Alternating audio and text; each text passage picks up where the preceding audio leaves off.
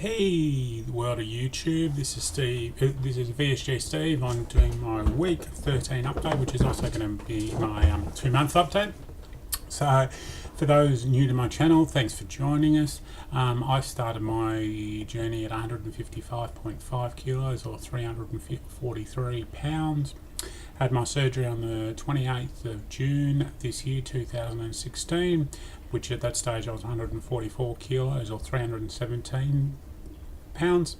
And this week I've hit 118.7 kilos. I've broken the 120 kilo barrier, or 261.7 pounds.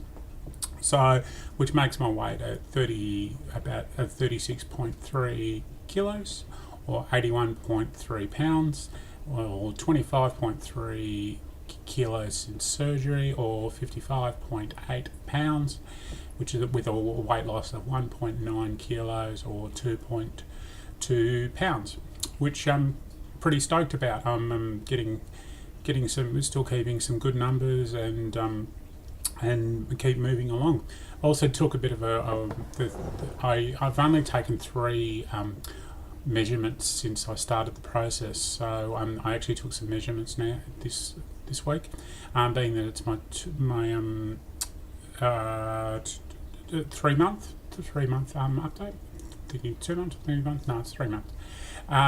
Which my waist has now dropped to 108 centimetres. Sorry, I haven't got the inches on there, but it's about 46 inches, I think. No, 38 inches, I think, which is a loss of 116 centimetres, or it's about, that's a lot. So, and then all my hips is 130. My hips this week were 113 centimeters, which I started at 138, and around my neck is 46 centimeters, or 50, and I've dropped from 54 centimeters. So I've dropped 8 centimeters around my neck. So they're pretty stoked with those kind of numbers. What was just minimal this month, so it was only 1 centimetre around my waist, 2 centimetres around my hips, and no centimetres around my neck. That's all right. I'm still feeling good, but it's actually quite interesting because I've bought a couple of t-shirts in the last couple of pieces of clothing in the last couple of weeks, and some of those I've bought which have been on the smaller size when I bought them, and now I'm fitting into them, or they're actually getting too small for it. So there's been my shape and my size is changing quite dramatically. One of the things, and a couple of things that I think I talked about my suits a couple of weeks ago. Like, I don't wear a suit very often. I wear suits occasionally at work, and I've got a suit that I bought when we got married, and I've actually I'm doing a refit of those pants at the moment, so I should have them back in the next week or so, and should be able to keep wearing them for a little bit longer. So which is great. One of the things that it's actually, I never really wanted to mention this, but I've been watching a whole lot of videos, and one of the videos I was watching was on Brandon, who's I think it's Brandon Reed. I forgot his name. He's a weatherman who's been going through the experience, and he talked about that he's now had the experience of being able to see his feet after being his stomach. Now, seeing my feet was something that I've always been able to see, but there was another bit of mine that I haven't been able to see for a little while, unless I really leant over, and I can see that now when I look down. So thought it might have been kind of something that I just wanted to mention quickly, which is one of those things that you don't really think about, but it did happen. One of the things that I've noticed this week is, or one of the things I've tried to do is tried to. I wouldn't say I've been really bad in the sense of relying on packaged foods, but just trying to eliminate some of those packaged foods that are in my diet that I've been using. So things like a protein shake in the morning. There's been a a protein shake that I've been using, and if you go back to my previous videos, I've talked about that a couple of times. And it's great on the move in the morning, and like we've got, as I've said before, we've got 3 kids, and we've got one in kinder, one in school, and one at home. So there's always a bit busy in the morning trying to get kids out the door, while I've also got an hour or so drive to work. So so a lot of the time that I end up being, since surgery, I've been having my protein shake in the morning off to work. And even on the weekends when I've got a little bit more time to actually do some stuff, I've actually been relying on those protein shakes again. So what I've actually made a bit of a decision. I've been off this week on school holidays, and decided that I wanted to start trying to bring some normal foods back in to cover some of those packaged foods. So that protein shake that I have in the morning, I did quite a big cook up one about a week ago of a big egg and vegetables and a little bit of bacon mixed in, a big like kind of quiche kind of bake up thing, and then it was a big tray, and I baked it up and then cut it up into 9 pieces. And then I've had that in the fridge, so each morning I've been having that, and that's been really good because it gives me it gives me the protein coming from the eggs, it gives me vegetables, don't have to think about it, and just zap it in the microwave a little bit, and then I have something for dinner, having it for breakfast. So it's been a good kind of trying to do that kind of stuff. There's been a couple of other things that I've picked up in the last, that I've been trying to eliminate that packaged goods and actually making and cooking it from home. So we had a bit of I went to, I think I talked about purchasing some beef jerky about a week ago, and what I actually did was a big cook up of beef jerky at home last weekend. So we did 2 recipes. We did a dry mix and did and then did a more of a wetter mix, and we had a big day on Saturday where we went out to and bought a lot of meats and all that kind of stuff from out at the Yarra Valley, which is about an hour's drive from us, which is a bit of a foodies place of Victoria. So people who do come to Victoria, if you want to come to Victoria, Yarra Valley is a great place to go to, and it's and there's lots of buy it off the farm kind of things. We've got a butcher that we've been buying our meat from for a couple of years now, and we always find that when we buy their meat, because it's really high quality meat, it might be a little bit more expensive than buying the supermarket meat, but it's always better quality meat, and we don't need to eat as much of it. So we actually did we went out there and purchased a whole lot of meat, which will probably cover us for about 2 or 3 months worth of meat. So and one of the things was when I went into that butcher, and it was the old style butcher where you've got the butcher, you can speak to the butcher who's carving the meat, they've got the carcasses at the back of the shop and all that kind of stuff. And so I had a chat to them, and I said, I want to give beef jerky a go. And he said, look, get this. He cut up all the meat for me, and then I brought it home and then did all the preparation on the Saturday. And then on the Sunday, I put it in the dryer, and the drying machine thing that we've got. Sorry, I can't remember the name of it. And then put it away and cooked, and it sat cooking away for about 8 hours. Came out fantastic, so I'm really, really pleased with that. So I've been doing that and plan on doing that every so often, so I can actually control the kind of ingredients are in the jerky, and know that it's a good quality meat in the first place. The other thing that did was we got some chicken livers and made some chicken pate. So and I've been putting the chicken pate on kind of rice crackers and things like that. So just a little bit of a different kind of snack. And when we're also at the Yarra Valley, we actually went to a cheese farm and bought some cheese and things like that, and we've been bringing. I've been eating a bit of that kind of stuff. So here's an example of my snacks has been these kind of rice crackers here with a little bit of cheese patty and a little bit of cheese and a little bit of chicken patty, which is really, really nice. And if you want the recipes, let me know. The other thing that we've been doing is been making dried chickpeas. So getting some chickpeas in the tin, you dry them out, and then stick them in the oven and put some herbs on there, and instead of eating them, and you can eat it like 3 or 4 little chickpeas, which is really great, and it's just a bit of a kind of snacky kind of food, but also gives you it's a bit where you don't need to worry about where it's a lot healthier kind of stuff. You just put a little bit of herbs on it, whatever herbs you want, and you can have a play around with it. So still playing around with that, and but yeah, that's gone pretty well also. The other things that have happened this week is I went and saw my surgeon for the 3-month update, and I have to say I walked in there. I was seeing him quite regularly after the surgery, so I think I was seeing him weekly, and then I went to fortnightly, and then I went to monthly. Then I hadn't seen him for about 6 weeks, and in that 6 weeks I'd lost 10 kilos. So he was pretty stoked about what I was going, and he said, "How's things going?" I said, "Really good, feeling well." He was quizzing. If for people who haven't seen my early videos just after surgery, I had quite a big fall, and he was quizzing about that and how that's been going on and all that kind of stuff. And I said, "Look, really well, haven't had any issues.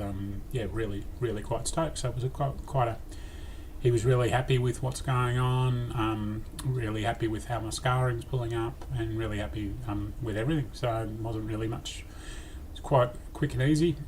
And then I have to see him in another 3 months' time, which I also see the dietitian at the same time. So that's the time when they're expecting that the weight loss is probably plateaued, and really expecting to start looking at the diet, re-looking at your diet and what you're taking and all that kind of stuff. And that's when also you do your bloods. So that's been happening. I've been having a little bit of problems with a hip that I think I've talked to you about, and I had an MRI on that hip this week. And I also went back to my the sports medic guy who's been looking at my hip, and he's still not really sure what it is, but I think it's actually calming down a little bit. So he's given me a injection today, and I'll see how that goes over the next 4 weeks, and then we'll review it there. But it's the only issue I'm having is when I go to bed, I can't if I lie one way and the sore hips pokes up, is sticking up. It's a little bit sore. I just have to lay in a way that it doesn't hurt as much. But the problem is if I can only sleep on one way. One way is that's the way I've always slept, and that's the way that with the hip sticks up. So right. The other thing was I've just started going back to my my couch to 5k run cycle. So I think I mentioned a couple of weeks ago that I'd done a couple of runs with it, and I started from scratch back to week 1 in the cycle that I've been given, and really was finding it really quite easy. So this is the plan for 9 weeks, a 9-week cycle that would get me to 5Ks. I actually jumped to the 6-week mark just to see how I would go, which ended up the run. It was a 5-minute warm-up walk, which they all have a 5-minute, and then a 9-minute run, 3-minute walk, 9-minute run, 3-minute walk, 9-minute run, and then 5-minute walk at the end. So it ended up being, and I actually did it quite easy. So I'm quite stoked with that, and by going on this, by the theory of the app, I should actually be able to hit 5Ks in the next 3 weeks, which I'd really be quite happy about and quite stoked about. The only thing is that with the injection that I had today with my hip, the medical sports medic guys are saying, look, just stay off your running until next week. So I'm not going to be able to do anything over the weekend with it. I've got quite a big weekend anyway planned, so so I probably wouldn't. I would have got a chance to maybe do something tomorrow, meaning Friday, or maybe Sunday, but I wouldn't. But I'm not sure how much of the time. One thing that I really wanted to mention, and for people who are on my Facebook site, my private Facebook, I actually posted on there. It was actually the first. I posted something about losing weight. This is the first time I've actually posted anything on my private Facebook site on losing weight, and I had the experience of one of my heroes has been through my life is a musician called Jimmy Barnes, who for the non-Australians, Jimmy's never had much of a career outside of Australia, but he's tried a number of times. But he's a great, fantastic musician who a really he's a great guy and a great musician and great and he's got a real folk hero. He's got a real he's a rock idol in Australia. So and he's been playing around for about 40 years. Now, he's just released a book about his life. It's quite interesting. Two of my biggest fans of musicians have both released books in the same week about their lives, and that's Bruce Springsteen and Jimmy Barnes. So anyway, I got the opportunity to actually go and meet Jimmy Barnes at a book signing this week, and I'll stick some photos up there. But while I was preparing, I've got a tub of some really old concert T-shirts in my in our shed, and these are T-shirts that range back from all the way back to when I was about 15, 16, or even younger. And VSG, and I was watching one of VSG Spike's videos, and it's great to see VSG Spike back on posting videos. I relate to your story, and because knowing that you're a big music fan and got a young family, and there's a lot of things that I have similarities to your life.